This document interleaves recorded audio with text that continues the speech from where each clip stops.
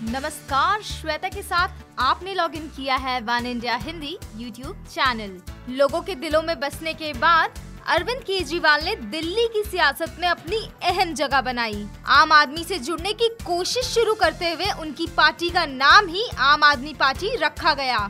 सबसे पहले 49 दिनों तक दिल्ली की सत्ता संभालने के बाद अरविंद केजरीवाल ने अपना इस्तीफा दे दिया था, जिसके बाद अरविंद केजरीवाल ने अपनी गलती की माफी मांगते हुए दोबारा चुनाव लड़ा था और दिल्ली विधानसभा के 70 सीटों में से 67 सीटें उनकी झोली में आ गिरी थी। कुछ साल पहले अस्तित्व में आई पार्टी का इस तरह जीतना ठीक वैसा ही था जैसे कोई छोटा सा पेड़ फलों से भर जाए।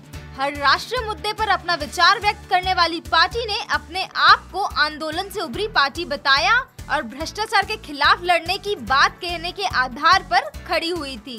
लेकिन आज ये पार्टी एक बार फिर उसी कटघरे में जा पहुंची है जहां आम राजनीतिक पार्टियां खड़ी होती नजर आती हैं, यानी भ्रष्टाचार के आरोपों के सवालिया घेरे में। कपिल मिश्रा द्वारा लगाए गए आरोप ने आपकी सियासत का रास्ता ही बदल दिया है। रिपोर्ट के मुताबिक अरविंद केजरीवाल पर लगे रिश्वत के आरोप के बाद दिल्ली के उपराज्यपाल अनिल बैजल ने इस मामले के जांच के निर्देश दिए हैं। वहीं कपिल मिश्रा ने भी साफ तौर पर कह दिया है कि वे इस मामले की जांच के लिए एंटी करप्शन ब्यूरो का दरवाजा खटखटाएंगे। मिश्रा ने टैंकर घोटाले को लेकर एंटी करप्शन ब्यूरो में 2 लोगों के नाम देने की बात कही है, जिनमें आशीष तलवार और विभव पटेल का नाम शामिल है।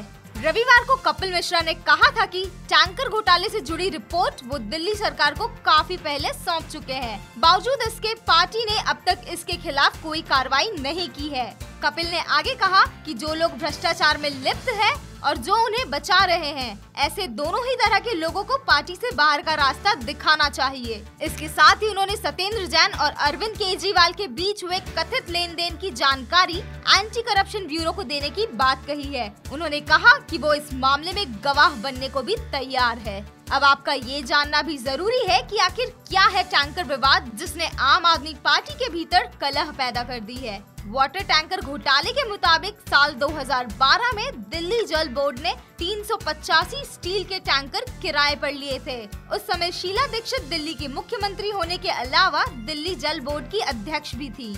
आरोप है कि जो टैंकर लिए गए थे उसमें करीब 400 करोड़ का घोटाला हुआ था, यानी कि दिल्ली में कांग्रेस की सरकार रहने के दौरान ये घोटाला किया गया था, जिसका खुलासा दिल्ली में आम आदमी पार्टी की सरकार बनने के बाद हुआ।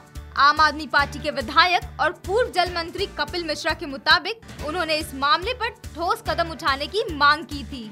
कपिल मिश्रा ने आरोप लगाया है कि आम आदमी पार्टी के लोगों को बचाने के लिए केजरीवाल घोटाले की रिपोर्ट को दबा रहे हैं। मिश्रा ने आगे कहा कि उन्होंने अरविंद केजरीवाल से मुलाकात की और बताया कि टैंकर घोटाले की रिपोर्ट आम करने के लिए अब वे और इंतजार नहीं कर सकते, जिसके बाद अरविंद केजरीवाल ने उन्हें मंत्री के पद से हटा दिया। हालांकि मिश्रा ने टैंकर घोटाले की शिकायत एंटी करप्शन ब्यूरो में भी की है। आपको बता दें कि कपिल मिश्रा के अलावा बीजेपी विधायक विजेंद्र गुप्ता ने भी शीला दीक्षित के खिलाफ एसीबी यानी एंटी करप्शन ब्यूरो में शिकायत दर्ज कराई थी, जिसके बाद एसीबी ने जून 2016 में एफआईआर दर्ज की थी। इस मामले में कपिल मिश्रा से भी पूछताछ की जा चुकी है। हालांकि दिल्ली की पूर्व मुख्यमंत्री रह चुकी शीला दीक्षित ने लगातार आरोपों को खारिज किया है। उनके मुताबिक कॉन्ट्रैक्ट देने का निर्णय सामूहिक था, जिसमें बीजेपी भी शामिल थी। वहीं इस पूरे प्रकरण को लेकर भाजपा नेताओं के प्रतिनिधि मंडल ने कल उपराज्यपाल अनिल बैजल से मुलाकात की थी।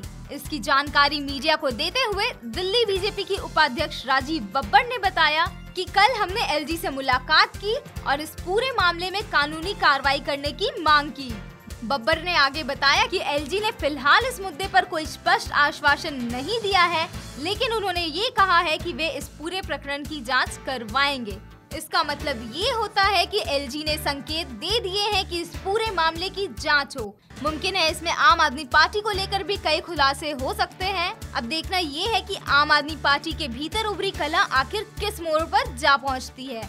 ये थी दिल्ली की राजनीति से एक बेहद खास खबर। देश, दुनिया और राजनीति की अन्य खबरों के लिए हमें सब्सक्राइब कीजिए one India Hindi YouTube channel.